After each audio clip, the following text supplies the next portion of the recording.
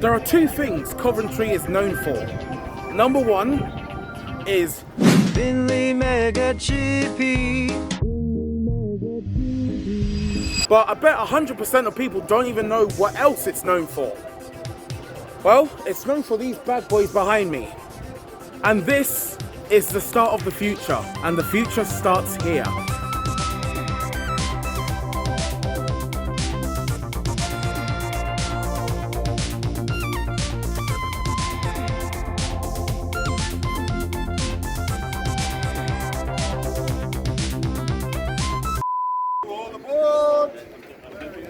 Anyway, I'd suggest these ones. Oh my! Oh my days, this tram is already brand new and I can see like wrinkles on the seat already. We hope you enjoyed this demonstration ride. If you have any questions about Coventry Very Light Rail during the ride, please ask the passenger host. Stuart White. I am the Cabinet Member for Jobs, Regeneration, Climate Change and Coventry City Council. Before the ride starts, I just wanted to let you know about the many reasons that this And we're off. transformation is so important.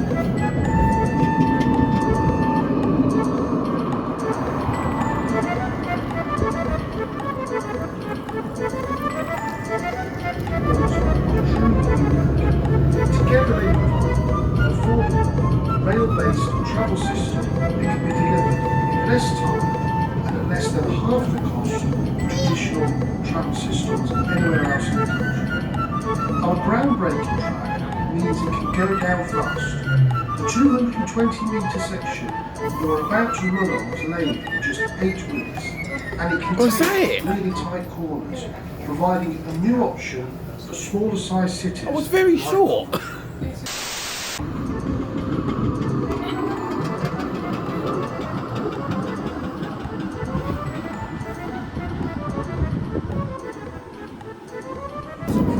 That we can construct it in the time frame in a live environment that we say that we can. Create and support jobs. We've gone through a process of building increasing levels of complexity. So it's been more offline so far. And this is the first.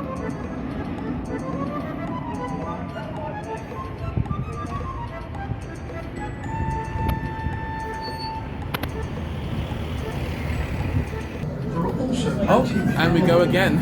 Look out for anyone in an orange vehicle. Why does this almost feel like a roller coaster? Passenger host. It is important that the driver and driver support are not disturbed during the journey.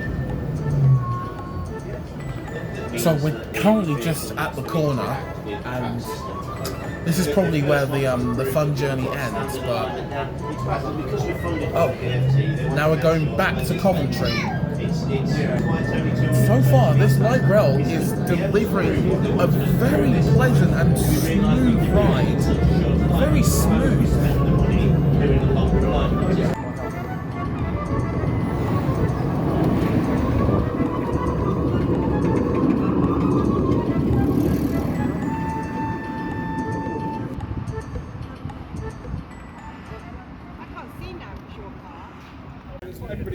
Oh, thank you very much. You're welcome. No, I'm gonna just put that on my shirt right now. There we go. Okay. I rode it. So Coventry Very Light Rail System is a system that's designed to be affordable for small to medium-sized cities and habitation areas. A standard tram system would be too expensive for Coventry to ever be able to get a business case to justify it. So we're trying to make it so that we can have clean, good transport infrastructure for cities and smaller areas, and that enables us to move out from using the private car to using more sustainable transport systems. So this originated back in 2017 with the council receiving a clean air order for Coventry, which had been received earlier. And what we realised was that the city had too much congestion, and that's what was creating a poor air problem. And it was also affecting journey times, and we didn't have good enough connectivity between where people live and where the jobs are. So what we also realised was that buses, which are fantastic in their environment, actually don't encourage people to get out of the private car, and because of that we weren't having a significant effect on the air quality. What we do know, and we don't know the reasons for it particularly, but what we do know is permanent way systems, or tram systems if you like, do actually encourage people to make modal shifts, so get out of the car. So we knew we needed a tram, but we knew we couldn't afford a tram because of how much they're costing. So a standard tram costs between 40 and 70 million pounds a kilometre. Coventry was never going to be able to afford that, so we needed to design a system, come up with a system that actually could be much, much cheaper. Our system's targeted at less than half of that price. And so what we also needed to do is work out a system that is much cheaper to operate. And so for that reason, we've managed to come up with a much lighter vehicle that can run amongst the traffic, and that's the advantage with having such a short vehicle. It's easy to overtake, it doesn't affect the driving position through the city. It also means that when the capacity demand is low, as in there isn't many people to ride on it, we're not running empty seats about. And you'll see that in most cities that have got big tram systems, they're very, very often running about with only a few people on them. Our system is designed for what's commonly going to be used rather than what's used just at peak demand periods. And the whole idea is that when we get to peak demand, we put more trams on the system to deal with peak demand. So the tram is currently in the air for the time being, because what they're doing right now is they're doing a thorough inspection underneath the tram to make sure, you know, everything is working as it should be. Like I said, this is literally just the prototype, so accidents can happen, and that's why they're checking everything to make sure everything's working. This is pretty dope.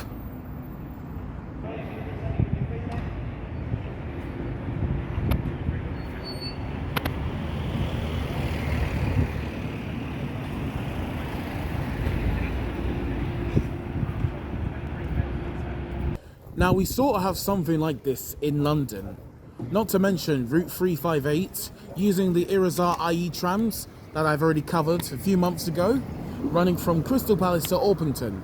But the difference between that and this is that Irizar IE trams, it's not a tram.